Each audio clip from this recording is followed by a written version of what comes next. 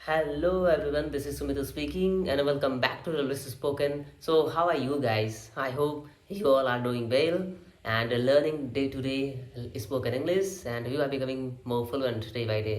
तो guys, आज मैं बहुत ही सुपर एक्साइटेड हूँ क्योंकि मैं बहुत ही इंटरेस्टिंग टॉपिक लेके आया हूँ जिसको आप बहुत ही पसंद करेंगे और ये आपके लिए बहुत ही हेल्पफुल होगा। तो बिना देर किए स्टार्ट करते हैं और स्टार्ट करने से पहले मैं एक बात ज़रूर कहना चाहूँगा कि मेरे चैनल को प्लीज़ सब्सक्राइब करिए, थोड़ा ग्रो करने पे मदद करिए, लाइक करिए और अपने फ्रेंडों के साथ ज़रूर शेयर करिए ताकि वो लोग भी कुछ ना कुछ सीख पाएँ। ठीक है, तो चलिए स्टार्ट करते हैं।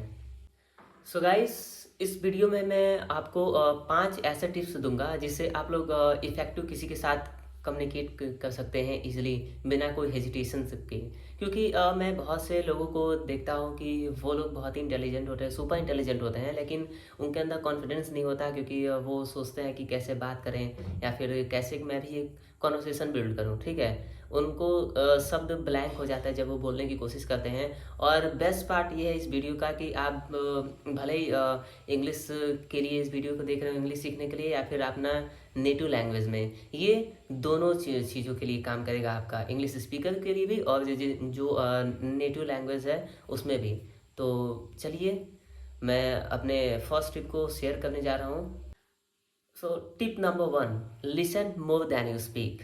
अब इसका मतलब क्या है लिसन मोर देन स्पीक? क्योंकि इसका ये मतलब है कि हम लोगों को कम बोलना है और ज़्यादा सुनना है। क्योंकि बहुत से लोगों को आपने देखा होगा और मैं भी देखता ही हूँ कहीं ना कहीं, क्योंकि लोग बहुत ही ज़्यादा बोलने की कोशिश करते हैं और सामने वाले को सुनने की कोशिश नहीं करते हैं।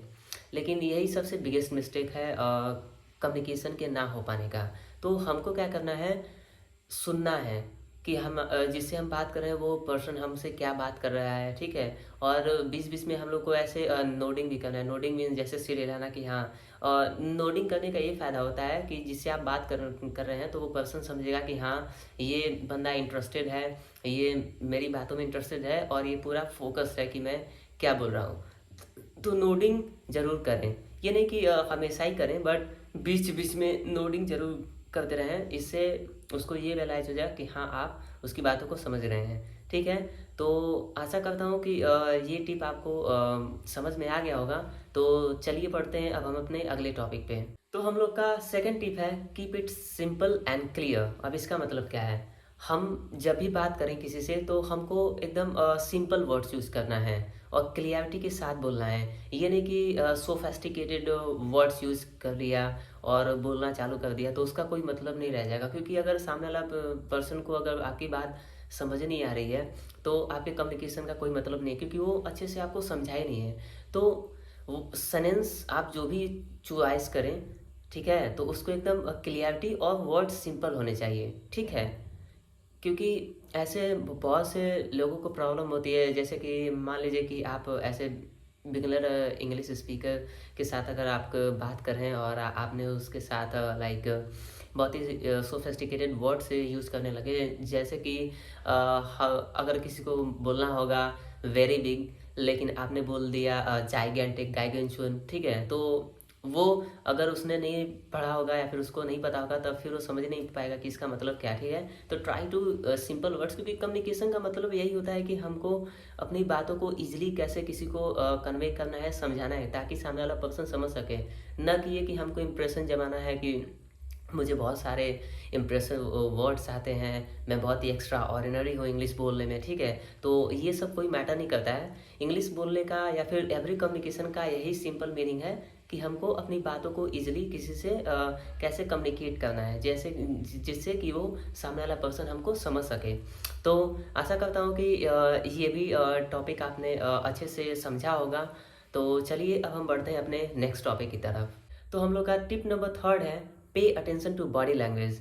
अब इसका मतलब क्या होता है, हमको अपने बॉडी लैंग्वेज पे भी ध्यान रखना है। अब इसमें बॉडी लैंग्वेज का ये नहीं कि पूरा जिम जाके बॉडी लैंग्वेज। ठीक है, बॉडी लैंग्वेज मीन्स होता है कि जैसे हम लोग किसी से बात कर रहे हैं तो अपना आई कांटेक्ट आई कांटेक्ट उसको मेंटेन रखें, कि मतलब अगर कोई पर्सन हमसे बात कर रहा है और हम ऐसे इधर देख रहे हैं, इधर देख रहे हैं, या फिर फ़ोन लेके स्क्रॉलिंग कर रहे हैं, क्योंकि मैंने नोटिस किया है कि मैं अगर किसी से बात करता हूँ या फिर कहीं भी देखता हूँ, अगर कोई पर्सन किसी से बात कर रहा है या फिर वीडियो कॉल में भी, तो ऐसे कि कॉल पे बात करते रहेंगे और फिर उसमें इवन स्क्रॉलिंग भी करते रहेंगे साथ साथ में साथ। तो उससे ये पता चलता है कि वो सामने वाला पर्सन आपके बात में इंटरेस्टेड नहीं है, क्योंकि उसका ध्यान ही आपके तरफ नहीं है, ठीक है।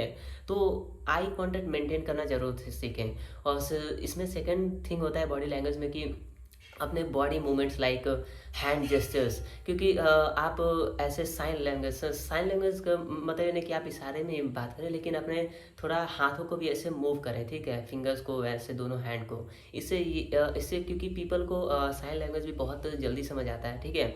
ये नहीं कि पूरा एकदम स्ट्रिक्ट खड़े होके और only speak speak speak. On the best part is that smile, yes, you have to smile while talking with someone, right. मतलब किसी से भी बात करें तो थोड़ा एक स्माइल करें। और फर्स्ट, क्योंकि आपको तो पता ही है, first impression is the last impression. So किसी से भी जाए तो स्माइल ज़रूर अपने एक फेस पे रखें, क्योंकि अगर आप एक डल फेस लेके और ऐसे अगर मान लीजिए ऐसे करके डल फेस लेके किसी से बात करेंगे, तो वो भले ही से आप अच्छी बात कर रहे हो या फिर कुछ भी खुशी की बात हो या फिर कुछ भी हो, लेकिन अगर आपके पास एक डल फेस है, उस चीज़ को बोलेंगे तो कोई मतलब नहीं, क्योंकि लोग फिर आपसे पीछा छुड़ाना से चाहेंगे। They try to keep with you, right. So आपको ये ऐसा नहीं करना है, थोड़ा स्माइली फेस पे रखना है। और ये नहीं कि किसी को देख के हमेशा स्माइली करना है, मतलब एक बीच बीच में करते रहना है, ठीक है। और फर्स्ट टाइम किसी से मिले तो स्माइल एक चेहरे पे जरूर होना चाहिए, और वो भी जेन्युइन होना चाहिए। ये नहीं कि मतलब किसी को लग जाए कि हाँ ये तो मत हंसने का बहाना कर रहा है, ठीक है। थोड़ा जेन्युइन स्माइल होना चाहिए। तो मैं जानता हूँ कि ये सब थोड़ा मुश्किल है, लेकिन अगर आप इसको डे बाय डे प्रैक्टिस करेंगे, ठीक है, तो आप जल्दी ही ऐसे इसमें ढल जाएंगे और आप एक इफ़ेक्टिव स्पीकर और कॉन्फिडेंट इंग्लिश स्पीकर बन जाएंगे, या फिर एक अच्छा पर्सनालिटी आप डेवलप कर सकते हैं इन सब चीज़ों से। तो आशा करता हूँ कि ये भी टॉपिक आपको समझ में आ गया होगा। तो चलिए हम लोग अब बढ़ते हैं अपने चौथे टॉपिक की तरफ। So tip number 4, be empathetic. इसका मतलब होता है कि सहानुभूतिशील बने। अब सहानुभूति का मतलब तो मुझे पता ही है कि आपको पता होगा, लेकिन चलिए ठीक है, मैं बता देता हूँ। अगर मान लीजिए कोई अपना कोई सैड मोमेंट शेयर कर रहा है, या फिर वो किसी ऐसे ट्रबल से गुजर रहा है, तो उसको आपको सहानुभूति देनी चाहिए कि नहीं नहीं, अच्छा हो जाएगा, ठीक हो जाएगा। क्योंकि उसको आपको इग्नोर नहीं करना है, उसके साथ एकदम फ्रेंडली एक फ्रेंड के साथ, एक अच्छे वेल विशर के साथ आपको बिहेव करना है, कि जैसे उस पर्सन को लगे कि हाँ वो आप पे ट्रस्ट कर सके, और वो आगे भी अगर उसके लाइफ में कोई परेशानी आती है या फिर कोई ऐसा मोमेंट आता है, तो वो आपसे शेयर कर सके। क्योंकि इम्फैटिक होने से ये बेनिफिट होता है कि लोगों को आप पे ट्रस्ट बिल्ड होता है, ठीक है, और आप ट्रस्टवर्दी पर्सन बनते हैं। तो इम्फैटिक होना ज़रूरी है आपके लिए, ठीक है। तो आशा करता हूँ कि ये भी टिप आपके लिए बहुत ही हेल्पफुल होगा। तो चलिए अब हम लोग बढ़ते हैं अपने नेक्स्ट और लास्ट टिप के तरफ। सो अपना लास्ट टिप और टिप नंबर 5 है practice and learn from feedback. अब ये आप प्रैक्टिस कहाँ से करेंगे? जैसे आपको ये ग्रुप डिस्कशन में ज्वाइन कर सकते हैं, या फिर कहीं भी आपको अगर स्टेज पे मौका मिले तो आप ज़रूर उसमें ज्वाइन करिए, जाइए, कम्युनिकेट करिए।